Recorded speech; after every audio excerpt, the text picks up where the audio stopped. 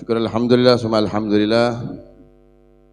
Kembali Allah Subhanahu wa taala berikan kita semangat bertemu kembali dalam kajian ilmu Risalatul Jami'ah.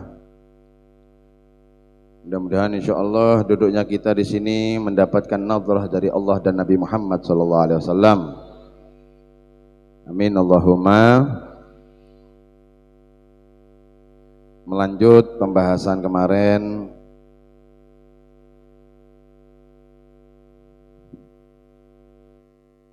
pertemuan terakhir kita membahas tentang arkanul Islam khamsatun. Rukun-rukun Islam niku ada 5. Satu sudah kita bahas, syahadatu an la ilaha illallah wa anna muhammadar rasulullah.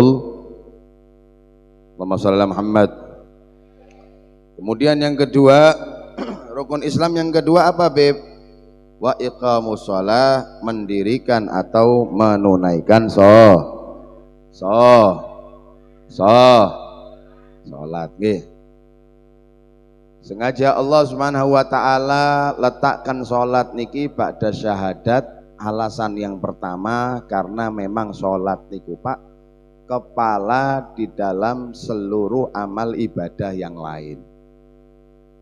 Percuma jenengan haji, percuma jenengan umroh, jenengan sodako, jenengan poso, tapi kalau kepalanya ndak ada, terputus ibadahnya kepada Allah.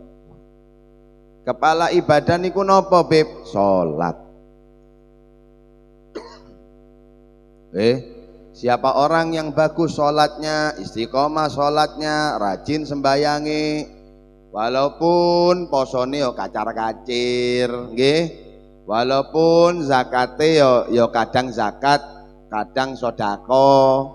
Walaupun ndak pernah terpanggil menjadi tamu Allah, tetap niki wong insyaallah melebet suar. Allahumma shalli Muhammad. Oke, oleh karena itu hati-hati terhadap salat. Kata Nabi Muhammad, al-farqu bainana wa bainal musyrikin as-shalah.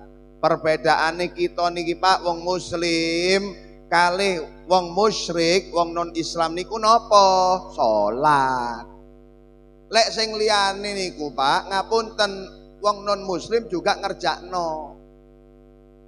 Zakat, sodako, wah ojo kuatir lek masalah sodako kali wong non muslim. Jenengan tahu lah Pak ketok nggih, ketok wong bangun gereja njaluk-njaluk. Dah ono nggih, sing ketok niku napa? Wong Islam. Latullah salamullah. Ya Allah ayo sedekah jariah. Bener ngono Pak, di endi-endi niku. Kadang ono sodakone gak ono masjite. Repot kali wong Islam nih ya. Lek masalah wong sodako, wong zakat mereka niku luwe banter. Lho nggih. Urusan sodako, urusan zakat orang non muslim itu ndak perhitungan Pak. Makanya untuk pembuatan bangunan gereja, bangunan daripada makbad tempat ibadah mereka ndak pakai minta-minta seperti itu. Kenapa? Karena mereka itu sangat antusias kalau untuk urusan ibadah. Dongki.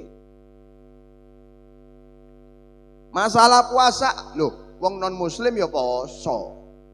Orang non muslim juga puasa. Bahkan puasanya mereka lebih hebat. Jenengan lihat niku Pak, Bu, ten Bali niku Hindu, lek wis kadung poso bukan hanya ndak makan. Ngomong lo gak oleh. Rame lo gak oleh, ngentut lo gak oleh banter. Lengge.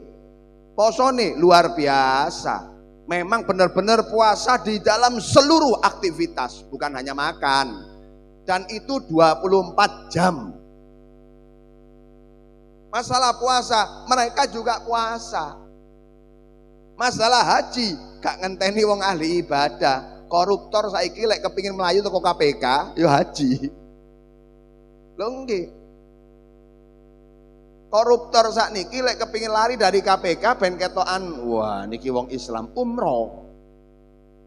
Wong munafik niku ya umroh, orang munafik juga haji. Makanya kata Nabi Muhammad, al-farqu bainana wa bainal musyrikin as-shalah. Perbedaane kula lan panjenengan wong Islam tenanan niki, Islam sejati dengan orang Islam abal-abal atau dengan orang musyrik, orang kafir, niku perbedaannya di mana? Di dalam lek jenengan sholat Pak, berarti jenengan Islam sejati. Orang yang Islam adalah orang yang istiqomah melaksanakan sholat. Lek zakat belum tentu. Kenapa? Non muslim juga zakat. Lek poso belum tentu. Kenapa? Non muslim juga puasa.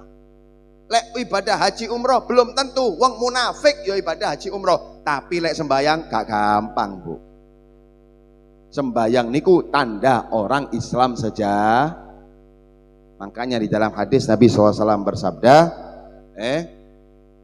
Rasulullah SAW bersabda, napa dalam hadis, man tarokas sholah muta'ammidan faqad kafar. Siapa orang yang meninggalkan sholat secara sengaja, kafir, murtad hukumi. Walaupun ikhtilaf bainal ulama, berbeda pendapat ulama, menurut madhab Imam Syafi'i, laukana juhdan, seandainya mengingkari, menyatakan sembahyang ini gak wajib. Sembahyang itu gak wajib, mengingkari kewajiban sholat, lu niki baru kafir menurut madhab Imam Syafi'i. Seandainya males, laukana kaslan, males, nopo kowe gak sembahyang, males beb, lan niki gak kafir, Bu. Menurut madhab Imam Syafi'i, ini ndak kafir, ndak murtad, tapi minal kabair, melaksanakan dosa besar.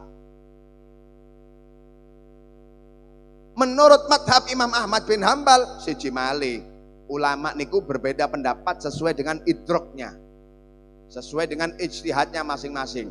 Lek menurut madhab Imam Ahmad bin Hambal, Bu, meninggalkan sholat sengaja, males ataupun mengingkari tetap kafir. Menurut madhab Imam Ahmad bin Hambal, opo gak sembayang kon? Pokok lek wis wong Islam gak sembayang, melewati daripada keluar waktunya, kalau yang bisa dijamak melewati daripada waktu yang bisa dijamak, kemudian diminta tobat, gak gelem tobat, langsung murtad, kafir, keluar dari agama Allah. Walaupun malas. Wah, untung Imam Syafi'i Indonesia niki Pak, untung mayoritas Imam Syafi'i. Lho nggih, untung NU niki madhab niku madhab Imam Syafi'i.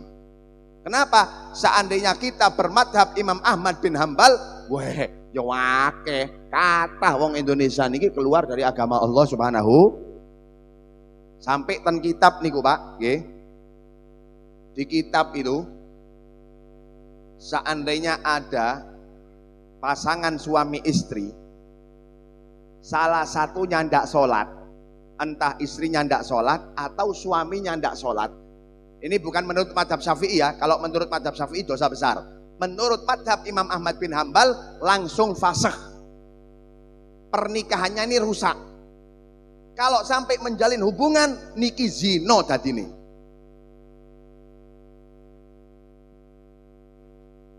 Pisahnya suami istri itu Pak karena dua hal. Yang pertama cerai. Yang pertama cerai. Cerai itu sah terjadi kalau diucapkan dari lisan suami. Bu, jenengan gak seneng kali bojone jenengan. Wis enek gak tahu dibelanjani, akhirnya jenengan muring-muring. Wis Pak, kowe tak cerai. Wis Pak, kowe tak firok. Wis Pak, kowe tak talak. Wis Pak, wah ya paham? Bu, jenengan ngomong cerai ping 1000, nggih, sampai dower cangkeme jenengan, tetap gak sah. Kenapa? Karena perceraian itu sah kalau diucapkan dari lisan laki-laki.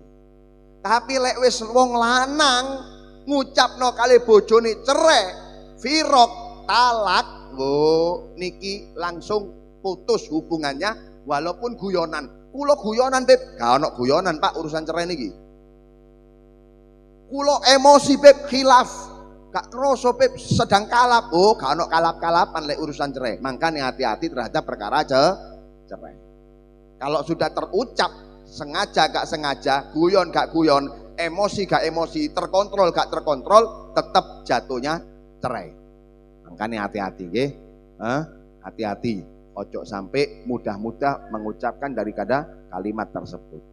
Itu yang pertama, bisa rusak rumah tangga kalau yang laki mengucapkan cerai. Yang kedua, bisa rusak rumah tangga kapan Beb? Ketika fasakh. Jalur fasakh. Fasakh niku boleh hakim yang mengfasakh merusak atau fasakh dengan sendirinya. Contoh, hakim yang merusak, gambarannya nopo? Bang Toyib tak pulang-pulang. Bu, bojone jenengan Bang Toyib. Ono Bang Toyib ten mriki. Yang mana Bang Toyib? Mana namanya Bang Toyib? Kak teko. Oh, untung. Oke, Bang Toyib ndak pulang-pulang. Jenengan ndak dikasih nafkah, ndak dikasih nafkah dohir batin. Tidak ada yang menjaga. 3 tahun Beb saya punya suami tidak pulang-pulang. Ya napa Beb? Maka jenengan Bu boleh lapor ke hakim, lapor ke pengadilan, minta kepada hakim untuk memfasakh, merusak daripada tali pernikahannya. Tapi dengan jalur syar'i. Oke, dengan jalur syar'i. Jalur syar'i niku sesuai hukum syariat. Alasannya itu tidak harus saenake jenengan. Tidak oleh saenake jenengan. Beb, kula punya suami ternyata tompelen. Nah, tompelen itu duduk udur syariat Bu, nggih. Ndak bisa. Ndak bisa. Beb, saya punya suami tambah gemuk, saya mau cerai, saya minta hakim fasakh, ndak bisa. Yang boleh itu ketika jenengan ndak dikasih nafkah, dohir batin 3 hari ke atas, ndak dikasih suknah tempat tinggal, nah itu boleh sampean minta fasakh. Hakim, tapi hakim menasihati, sabar. Hakim kisahnya itu kalau bisa dipertahankan. Tapi kalau memang jenengan nuntut, baru hakim ngomong. Saya tentukan, pernikahan antara Painem dengan Paijo, the end, selesai. Ya, mari wis. Kalau sudah hakim mengucapkan seperti itu, maka dengan kemampuannya sebagai pemimpin daerah tersebut langsung bisa memutus atau merusak tali pernikahan antara keduanya. Atau bisa juga fasakh dengan sendirinya, bukan dari hakim, fasakh dengan sendirinya. Kapan Beb? Ketika salah satunya murtad. Jenengan punya suami moro-moro mlebu nak gereja haleluyaan. Atau istri jenengan nyembah tong sancong. Ketika salah satu daripada suami istri ini melaksanakan sesuatu yang dapat menyebabkan keluar dari agama Allah, entah dengan lisan mengatakan Allah punya anak kah, mengatakan Allah itu ndak ada segala macam, atau murtadnya dengan perbuatan. Lisannya ndak ngomong tapi perbuatannya sujud kepada patung. Lah niki napa? Langsung secara hukum syariat ini kedua suami istri tadi putus hubungan istrinya. Jadi bojone jenengan bukan bojone jenengan lagi sudah. Kenapa? Karena salah satunya sudah keluar dari agama Allah. Karena orang muslim niku Pak dilarang menikahi orang non muslim. Oke, makanya ojo dimeloi artis-artis niki. Menyatakan semua agama sama, yang penting saling cinta, tidak masalah Beb. Orang Islam menikah dengan orang Katolik, orang Protestan menikah dengan orang Hindu, tidak boleh. Dilarang. Orang Muslim harus menikahnya terhadap muslimah. Kalau ada orang Muslim menikahi daripada orang non Muslim, maka ini pernikahannya tidak sah kalau terjadi hubungan namanya zina. Naudzubillah min dzalik. Menurut madhab Imam Ahmad bin Hambal, kalau ada salah satu suami istri yang meninggalkan sholat, otomatis pernikahannya itu rusak, fasakh, tidak boleh kumpul lagi. Keras nih. Madhab Imam Ahmad bin Hambal sangat keras di dalam menghukumi orang-orang yang meninggalkan daripada perkara sholat. Makanya ayo dijogo sing tenanan sembayangi. Sak repot-repotin jenengan ojo sampai ninggalno sembayang. Summiya sholatu sholatan li annahu silah baina abdih wa rabbih. Diberi nama sholat niku secara bahasa Arab dengan sholat Salat niku Pak, lek jenengan buka kamus bahasa Arab niku artine penghubung. Artinya penyambung. Berarti seseorang hamba tetap dikatakan menjalin hubungan dengan Allah selama mengerjakan Tapi lek seorang hamba niki wis ninggalno sembayange, berarti sudah memutus tali hubungannya dengan Allah Subhanahu wa taala. Makane saelek-eleke jenengan, Beb, saya punya nafsu besar, Beb. Beb, saya preman, Beb, saya begal, Beb, saya ojo ninggalno salat. Sak bejat-bejate kula lan jenengan selama salat insyaallah masih ada harapan baik. Kenapa? Karena masih menjalin hubungan dengan Allah Subhanahu. Pun lek masalah sembayang pun kathah sing jelasno. Tak perlu diperpanjang. Lanjut. Kita membahas daripada rukun Islam yang ketiga. Rukun Islam yang ketiga setelah sholat nopo Bib? Wa ita zakah, membayar atau menunaikan zakat. Apa saja Bib yang harus dizakati? Nanti kita bahas. Karena zakat itu Pak intinya ada dua, ada zakat badan, ada zakat harta. Zakat badan itu berarti badan kita zakati, kita bersihkan. Kapan Beb? Malam daripada Idul Fitri, zakat beras. Nah, itu jenenge zakat badan. Hampir mayoritas orang lek zaman sakniki ndak lepas daripada zakat fitrah. Kenapa? Karena zakat fitrah itu diwajibkan bagi orang yang memiliki kelebihan untuk makan sehari-hari dalam waktu tempo 1 hari. Oke, jenengan, Beb, saya orang fakir, miskin, tapi jenengan punya di rumah beras 20 kilo. Mosok sak dino 20 kilo jenengan tekno, kan gak mungkin. Orang hidup makan sehari itu paling butuh cuma 1 kilo, kan gitu. Atau anggaplah sak kata-kata nih jenengan mangan ya 2 kilo niku paling akeh wis, gak mungkin. Kalau jenengan punya 20 kilo, walaupun ndak punya uang, walaupun ndak punya harta, kehidupannya serba kekurangan, tapi karena mempunyai makanan yang lebih daripada sehari semalam, niku sudah pun wajib zakat. Lek zakat fitrah niki hampir semua insya Allah terkena kewajiban zakat tersebut. Lah lek zakat badan ini apa Beb? Apa zakat mal? Zakat mal niki nopo? Zakat mal niki barang dagangan, nakden, emas dan perak. Lek sakniki duit jenengan punya uang 100 juta nganggur setahun, lah niku wajib zakat. Barang dagangan niku wonten zakate. Ternak niku sing wajib cuma sapi, kemudian kambing sama unta. Bebek gak wajib, ayam Beb gak wajib, nyambe apa maneh? Gak ono zakat nyambe niku. Habis itu yang wajib berikutnya pertanian. Pertanian itu yang wajib makanan sehari-hari, makanan pokok. Jenengan nandur padi, lah niku wonten zakate. Ada zakatnya itu. Lek nandur bawang, bawang bukan makanan sehari-hari, maka bawang ndak wajib zakat. Oke, jagung dilihat, lek jagung ten Madura termasuk makanan pokok. Berarti jagung di Madura niku wajib zakat. Kenapa? Karena makanan pokok sehari-hari daerah tersebut. Lek ten mriki jagung bukan makanan pokok, ya berarti gak wajib zakat. Itu namanya pertanian. Lombok Beb gak wajib zakat, tapi bendino dimakan, itu bukan kebutuhan pokok.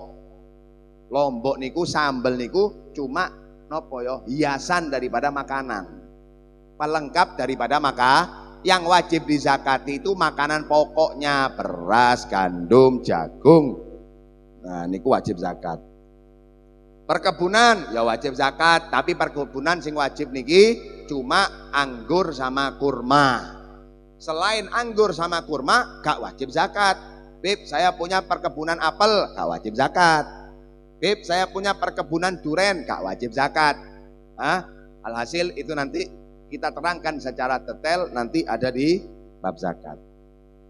Apa Beb hikmahnya? Kenapa Beb kok kita ini diwajibkan zakat? supaya kita ini Pak Bu gak cinta dunya. Memang Allah sudah tetapkan wa yuhibbunal mala hubban jamma.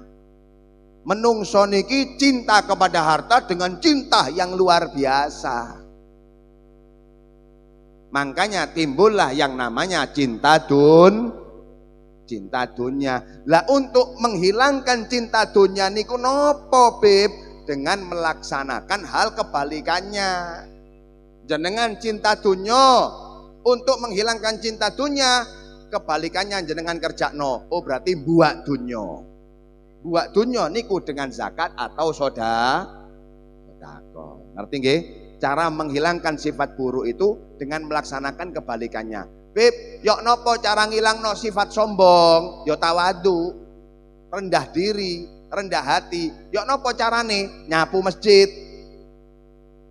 ngosek tempat wudu. Lah niku ngilangno sombong. Al Habib Ali Al Jufri, santri emasnya Habib Umar bin Hafid, niku bar ceramah, selesai ceramah, niku ngambil ketika beliau ini didengar oleh ribuan orang. Memang ulama kaliber sudah. Habib Ali Jufri, siapa tidak kenal dengan Habib Ali Jufri? Ulama kaliber, yang mendengarkan itu bukan ratusan, sudah ribuan bahkan ratusan ribu. Untuk menghilangkan sifat sombongnya, karena beliau ini sudah tenar, terkenal, dikejar sama masyarakat. Setiap beliau keluar tangannya itu direbut, sampai dicium-cium apa segala macam. Untuk menghilangkan sifat bangga diri, ujub dan sombong tadi, nopo ngosek WC Pak. Jadi ngapek sikat WC niku digosek. Sampai santri niki podo bingung, lho napa iki? Ulama besar, alim, alama, ratusan ribu umatnya ngosek. Ketika ditanya, Beb kenapa jenengan kok ngosek Beb? Agar supaya hilang rasa ujub, bangga diri dan kibir di dalam hatiku. Untuk menghilangkan itu semuanya, laksanakan daripada kebalikannya. Jenengan pelit, ya napa supaya carane ben ilang pelit, ya dermawan. Mau ndak mau ngasih, berat, ya memang berat. Sampai gak semua orang imaman bisa ngosek WC Pak. Gak usah ngenteni imaman, sing biasa wae kadang males loh. Kayak apa Beb ngisi-ngisi ini ngosek WC. Kan gitu, otomatis berat. Apalagi yang sudah terkenal. Semakin berat, maka begitu pula semakin pelit kita, maka harus kita mengobatinya dengan dermawan. Ben gak cinta dunya. Cinta dunya niku penyakit Pak. Nabi SAW bersabda, ad-dunya mal'unah, mal'unun ma fiha. Dunya niki dilaknat seluruhnya oleh Allah Subhanahu wa taala. Semua dunya ini dilaknat dan seluruh isi dunya niki dilaknat. Ad-dunya mal'unah wa mal'unun ma fiha. Dunya niki dilaknat kali Gusti Allah dan semua isinya dilaknat oleh Allah Subhanahu wa taala. Illa dzikrullah. Kecuali dunya yang menyebabkan kita ingat kepada Allah.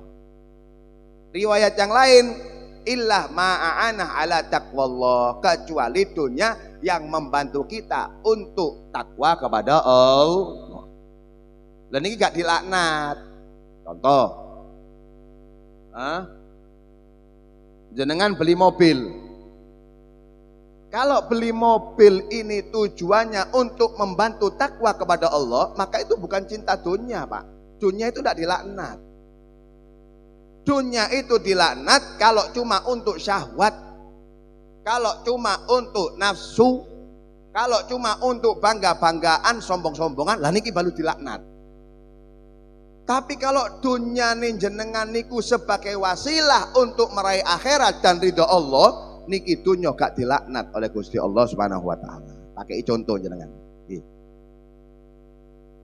Orang dulu niku Pak, lek kepengin ibadah haji, niku nggawe unta. Nggih, kan mboten enten pesawat ndak ada. Mobil ndak ada, sepeda motor ndak ada. Jadi orang dulu niku berangkat haji itu dengan onta. Lah onta ini dirawat,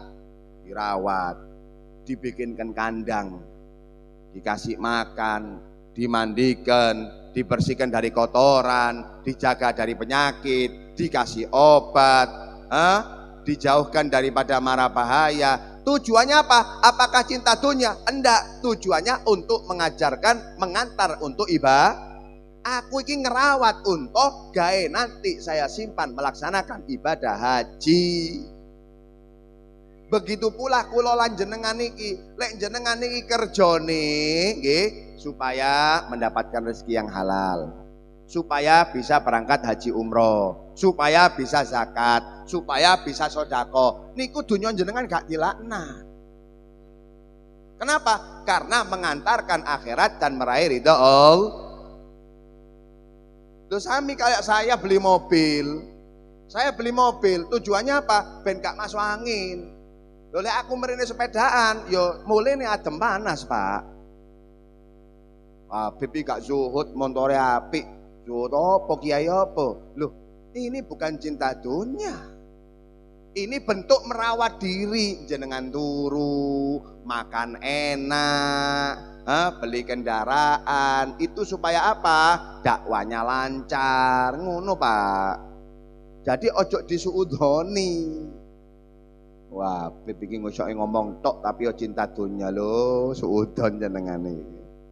Tak boleh. Cinta dunia itu Pak, bukan dinilai dari kaya atau miskinnya.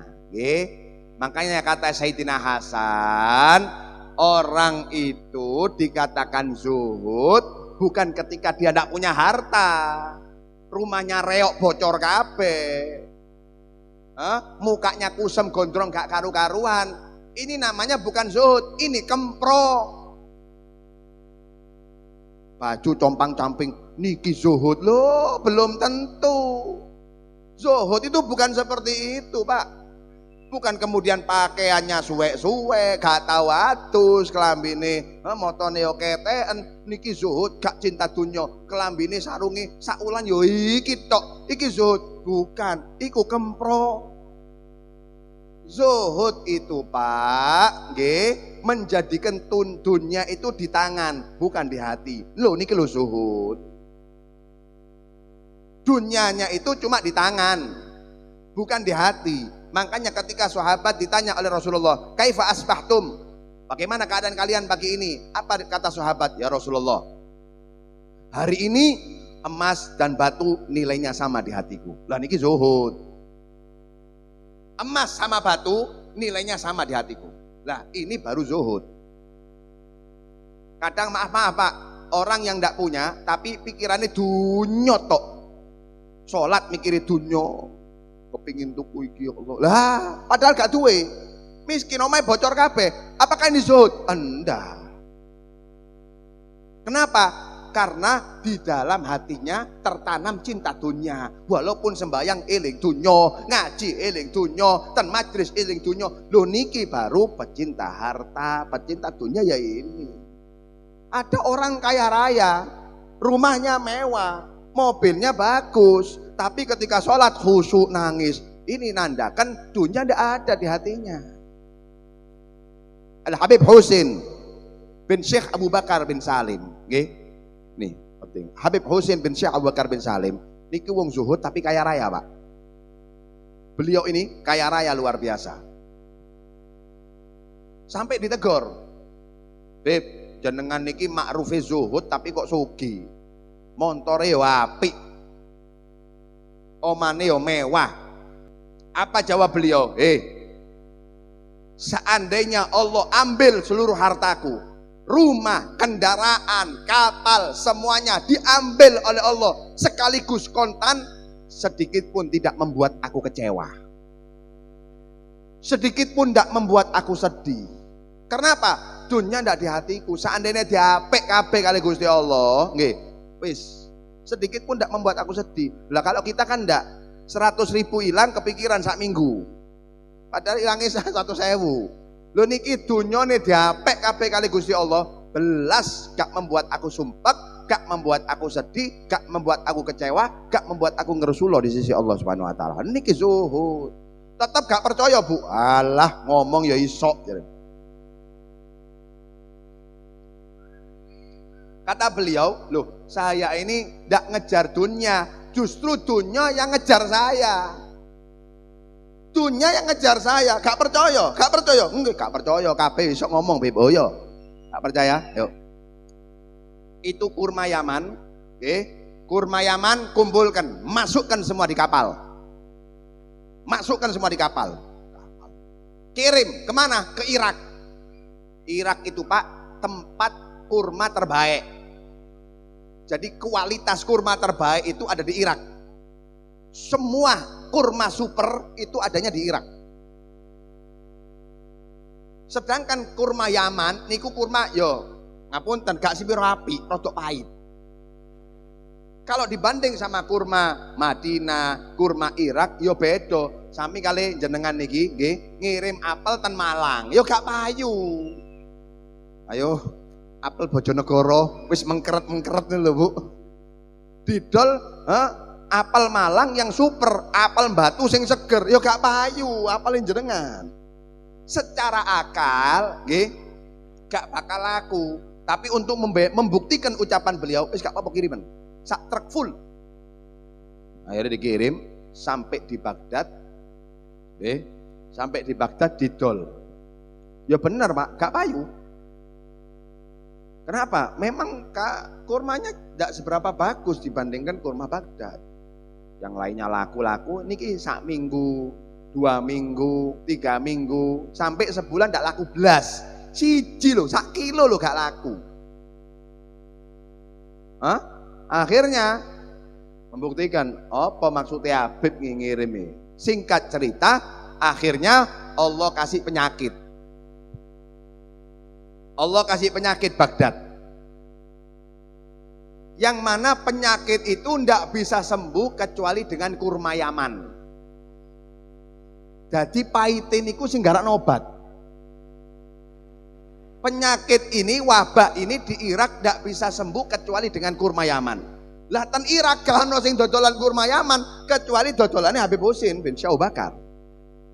Karena sedikit akhirnya mahal, padha kayak masker ngene lho. Masker 300 ripis 300 rupiah zaman corona munggah Bu. Kenapa? Karena peminatnya banyak, stoknya sedikit. Otomatis latan Baghdad itu tidak ada yang jual kurma Yaman kecuali lapaknya Habib Husin bin Syekh Abu Bakar bin Salim. Akhirnya 1 buah dibeli dijual dengan 1 emas, podo timbangane.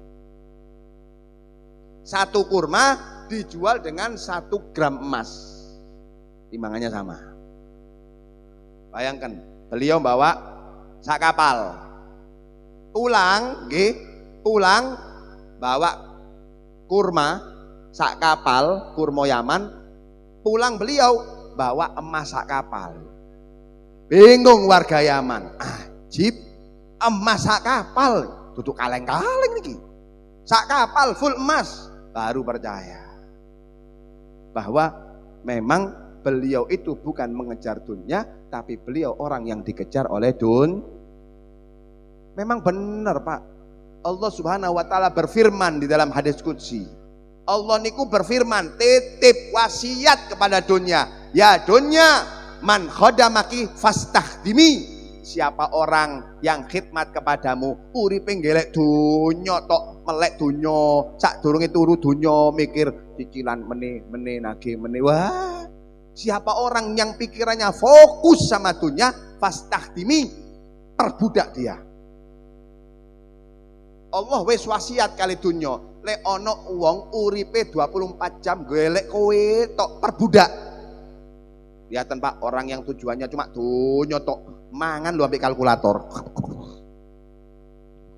Lho nggih, mangan niku pikirane utang. Salat pikirane utang.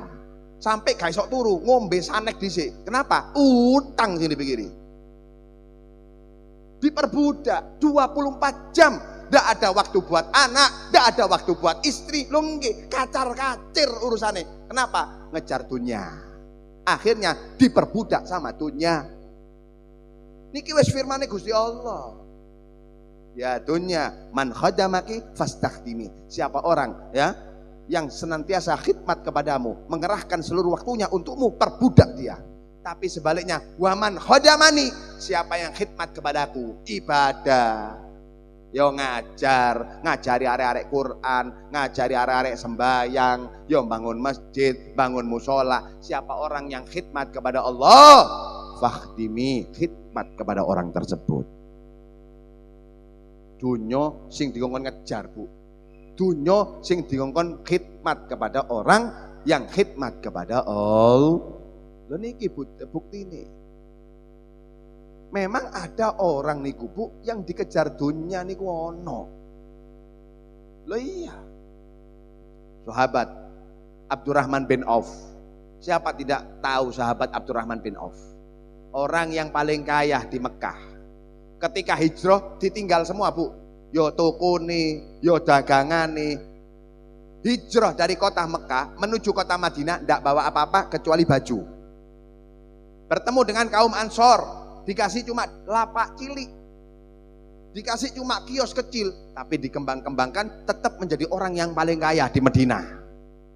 Tidak bisa, memang sudah apa ya? Allah takdirkan dia kaya. Jadi dunia yang ngejar dia, sampai beliau niki sumpek, ya opo carane buat duit nih ya. Lek kula lan jenengan sibuk ya lek duit. Lek ini gak sahabat Abdurrahman bin Auf sumpek kepingin buat duit.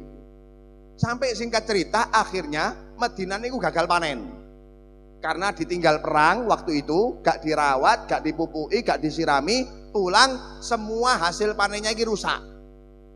Wah, kesempatan. Abdurrahman bin Auf nih kesempatan. Ya wis, tepak nih wis. Iki waktunya buat duit. Akhirnya sahabat Abdurrahman bin Auf ngomong kali sahabat, sahabat panenan. Ojo gak dipanen, panenan gawa nak gudang. Saya beli dengan harga normal. Seneng sahabat. Alhamdulillah gak rugi wis. Walaupun kurmanya rusak tapi dibeli embuh gaya apa Abdurrahman niki embuh gak ngerti. Sing penting dituku daganganku laku, dipanen. Berbondong-bondong 1 ton. 1,5 kuintal. Wah, berbondong-bondong ditumpuk di gudangnya Abdurrahman bin Auf. Dibeli 1 kilo 50.000, kon berapa kilo? 1 ton, dibeli semuanya. Entek 5 miliar. Habis 5 miliar untuk membeli semua hasil panen daripada orang yang nandur gagal panen daripada warga Madinah. Singkat cerita, selang 1 bulan, negeri Yaman kena musibah, kena wabah. Ini kita Hayatus Sahabah. Kena wabah yang tidak bisa sembuh kecuali dengan kurma Madinah bosok. Jadi berbondong-bondong orang Yaman datang ke kota Mekah cari kurma bosok. Loh ya bingung. Ono kurma bosok. Biasanya orang cari kurma bagus. Ini ndak, cari kurma bosok. Ada kurma bosok? Ndak ada. Kita punya kurma kualitas bagus semua. Kang Gelek kurma bagus saya. Saya cari kurma bosok. Kurma Ajwa Madinah yang bosok. Bingung. Kalaupun ada, mungkin Abdurrahman bin Auf masih nimbun barang ada di gudangnya. Yang punya sahabat Abdurrahman bin Auf didatangi. Assalamualaikum. Benar kamu Abdurrahman bin Auf? Loh nggih. Kenapa? Saya mau cari kurma bosok.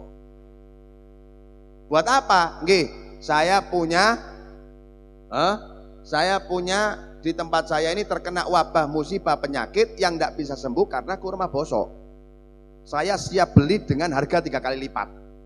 Jadi 1 kilo nih 50.000, busok emang dibeli sama orang Yaman 1 kilo 150.000. Hasil semua jual daripada warga Madinah dibeli Abdurrahman bin Auf 5 miliar, pulang untung berapa? 15 miliar, 3 kali lipat. Masalah Muhammad. Lewis ditakdir soge, Bu. Tidak bisa. Di kitab juga dikatakan ada satu pedagang mumet ambek urusane. Jadi pedagang kain. Kain ini diekspor. Suwe-suwe mumet, wis ngelundas. Kenapa? Ulusane nagih, datang tamu, kadang namanya orang dulu Bu, perjalanan jauh kan, kadang tengah malam digedor, hitung-hitungan barang, ngambil barang, terus seperti itu dia terganggu risih. Akhirnya dibuat duit niki disodakokno gawe bangun masjid, bangun musola, bangun pesantren, gak entek-entek, tetep tambah nambah. Akhirnya bingung dia. Pas ngopi kali koncone ini ngomong, aku ki sumpek kali dunya niki. Ya apa carane yo ben gak ketemu tagihan. Ya apa carane yo kon gak keping ketemu tagihan, ya mlebu penjara. Koncone ngomong guyonan, Bu. Temennya ngomong guyonan, ente gak kepingin ketemu orang, masuk penjara ente. Temene nyiriusi. Menene sembayang Jumat. Iya temenan yo. Aku lek mlebu penjara gak urusan ambek wong-wong iki aku. Bingung dia. Ya apa caranya masuk penjara ini ya? Mikir. Kebetulan depannya ada sultan, presiden sholat di sof pertama. Dijaga sama al-gujunya ajudannya. Oh, aku lek ngeplak ndase sultan ini pasti mlebu penjara. Oh, nggih tepak wis. Langsung ngadeg. Niki sembahyang Jumat, Pak. Ngadeg tempiling. Sultannya ini tempiling, pak, mati kowe kapok. Miring sampai igalnya itu jatuh. Igalnya itu imamannya itu jatuh. Plak. Wah, al-gujune sudah berdiri semua. Kurang ajar, tangkap. Tangkap sudah. Ketika ini sultan ini bangun, melihat ternyata di igalnya ada kelajengking. Langsung ngomong kali penjaganya, bodyguardnya, ojo dicekel. Iki orang niat baik. Ini orang niat nolong saya ini, jangan ditangkap. Ini orang niat nolong itu loh. Dia niat menyelamatkan saya dari kelajengking. Ini orang tujuannya baik, jangan ditangkap. Ambil emas 1 peti, kasihkan ke dia. Nggih, wong niku nggih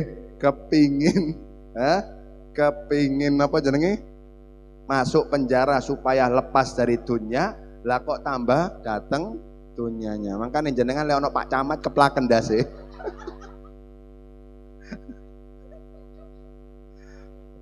Kayak dikek emas sampean. Allahumma sholli ala Muhammad. Alhasil memang intinya kekayaan itu sudah fadlun, anugerah dari Allah Subhanahu wa taala. Enggak bisa. Enggak bisa. Nah, makanya gimana? Itu tadi. Dunya niki ojo dikejar. Dunia ini seperti bayangan. Ngerti jenengan bayangan? Jenengan kejar bayangan, semakin kenceng jenengan, semakin cepat dia larinya. Tinggalan. Maksudnya ojo ditaruh di hati, jangan terlalu menfokuskan seluruh pikiran 24 jam untuk dunia. Tinggalan. Oh kada, ya wis. Yang penting isok mangan, isok turu, wis cukup. Nanti dunia yang ngejar jenengan. Bayangan niku ketika jenengan lari, jenengan lari, insya Allah bayangan atau dunia yang ngejar jenengan. Tapi yo ojo lari gak sembahyang. Ojo isbib kula gak tapi gak gelem sembahyang, gak gelem ibadah, gak gelem wirid, uripe nganggur, ngopi. Warung to. Apa jari Habib dunya gak usah dikejar lho. Sontoloyo. Tutuk ngono pemahamane. Khidmat kepada Allah, maka dunia akan khidmat kepada kita lah. Orang yang sudah ditakdir kaya, ditakdir mampu, wis berarti jenengan punya keunggulan untuk bisa nambah derajat daripada kekayaan tersebut. Pakai penutup. Ibrahim bin Adham niku wong sugih. Ibrahim bin Adham itu orang kaya. Orang kaya, saudagar dia. Suatu saat beliau niki duduk termenung. Senengannya beliau ini berburu. Duduk termenung, ketika duduk beliau ini melihat gagak sing sayape patah. Ndak iso miber. Ndak bisa terbang. Bingung Ibrahim bin Adham iki ya apa mangane ya gagak iki. Tapi Allah sudah menjamin Wa ma min dabbatin fil ardi illa 'alallahi rizquha. Tidaklah seluruh makhluk di bumi ini kecuali sudah ditanggung rezekinya oleh Allah Subhanahu wa taala. Cuma aku iki heran, ya opo mangane gagak ini? Tidak jadi berburu, beliau duduk. Duduk, ditunggu, wis. Aku kepingin ngerti bagaimana Allah mengantarkan rezeki kepada gagak yang patah sayapnya. Kalau memang rezekinya tetap datang, wis gaya apa aku kerja. Kalau sudah Allah menjamin dengan benar-benar gitu. Singkat cerita, dapat 1 jam, subhanallah, ada gagak datang bawa cacing. Gagak sehat terbang datang bawa cacing. Ngepek, dimasukkan cacingnya ke mulutnya gagak yang patah tadi. Kaget Ibrahim bin Adham. Subhanallah. Janji Allah di dalam Al-Quran. Bayangkan, orang yang hidupnya di rumah ibarat di kandang, diantar rezekinya oleh Allah Subhanahu wa taala. Walaupun dia cacat patah, tetap diantar. Janji Allah Maha benar. Wis, tak tutup tokoku, gak kati kerja-kerjaan. Elektroniku tak tutup. Allahumma shalli ala Muhammad. Gak kerja-kerjaan, tutup. Akhirnya 1 bulan ditutup, terdengar ulama di daerah tersebut Imam Shibli. Dipanggil Ibrahim bin Adham. Ibrahim ta'ala, ana dengar ente ndak mau kerja lagi. Ana dengar kamu ndak mau kerja lagi, kamu tutup semua daganganmu. Iya, kenapa? Karena saya melihat ada gagak sayapnya patah, tetap dijamin rezekinya oleh Allah. Diantar rezekinya, ada gagak datang bawa cacing dikasih.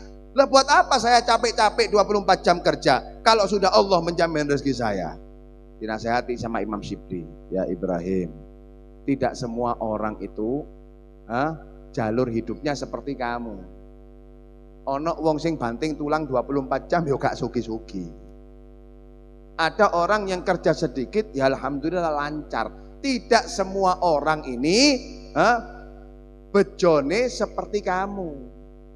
Loh, kalau kamu ditakdir bisa menjadi orang sing lancar rezekine, kenapa kamu menjadi orang yang seperti gagak tidak punya sayap tadi, sayapnya patah? Kenapa kamu bersyukur dengan keadaan seperti itu? Sebenarnya kamu menjadi gagak yang sehat, yang bisa ngasih makanan kepada gagak-gagak yang sakit ini. Ini lebih mulia derajatnya di sisi Allah Subhanahu wa taala daripada kamu bersyukur dengan derajat gagak yang hanya membutuhkan pertolongan orang. Jangan. Tetap buka usaha kamu, tapi dari hasil usaha tersebut gunakan untuk menolong daripada orang-orang yang membutuhkan, maka kelak kamu akan mendapatkan nilai lebih di sisi Allah Subhanahu wa taala. Oleh karena itu Allah wajibkan kita zakat. Hikmahnya apa? Supaya penyakit cinta-cinta dunia niki Bu hilang daripada hati kita. Gak gampang Bu, gak gampang. Makanya Allah Subhanahu wa taala berfirman, wajahiduna bi amwalikum wa anfusikum. Berjihadlah di jalan Allah, yang pertama dengan harta kamu, baru dengan diri kamu. Kenapa? Karena ibadah dengan harta itu sulit. Sampean sembayang gampang, sampean ngaji gampang, wirid gampang, zikir gampang, sedekah angel. Loh, justru orang sedekah ini mendapatkan kemuliaan lebih di sisi Allah. Jenengan sholat Pak, manfaatnya nggak jenengan dewe. Jenengan wirid puter tasbih Bu, manfaatnya buat sampean sendiri. Jenengan haji umroh, manfaatnya buat jenengan sendiri. Tapi jenengan sedekah, manfaatnya untuk jenengan juga untuk orang yang mendapatkan sedekah. Manfaat kepada orang lain. Sedangkan Nabi bersabda, sebaik-baik di antara kita manusia adalah yang bisa memberikan manfaat kepada sesama. Yang punya ilmu, berikan manfaat dengan ilmunya. Yang punya tenaga, berikan manfaat dengan tenaganya. Yang punya harta, berikan manfaat dengan hartanya. Itu semuanya untuk meraih ridha Allah Subhanahu wa taala. Mangkane bedane wong kaya cinta dunia sama gak cinta dunia itu apa, Beb? Orang kaya yang gak cinta dunia, mereka itu bekerja bukan cuma untuk menumpuk harta, tapi untuk beramal. Ini orang kaya tidak cinta dunia. Bukan untuk mewah-mewahan, bukan untuk sekedar memuaskan nafsunya, tapi untuk beramal. Kerja kaya tapi untuk umroh, kaya untuk bangun masjid, kaya bangun pesantren. Ini orang yang kaya yang tujuannya mengumpulkan harta untuk menambah derajatnya di sisi Allah Subhanahu wa taala. Karena itu mudah-mudahan insyaallah Allah Subhanahu wa taala berikan kepada kita semuanya rezeki yang halalan thayyibah, rezeki yang barokah. Allah lancarkan segala aktivitas kita. Mudah-mudahan insyaallah Allah lancarkan segala rezeki kita, dan mudah-mudahan insyaallah Allah jadikan kita termasuk orang-orang yang hartanya hanya di badan kita tapi tidak masuk di dalam hati kita. Amin Allahumma amin ya rabbal alamin. Al-Fatihah. Bismillahirrahmanirrahim. Alhamdulillahirabbil alamin arrahmanir rahim maliki yaumiddin. Iyyaka na'budu wa iyyaka nasta'in ihdinas siratal mustaqim siratal ladzina an'amta 'alaihim ghairil maghdubi 'alaihim waladdallin.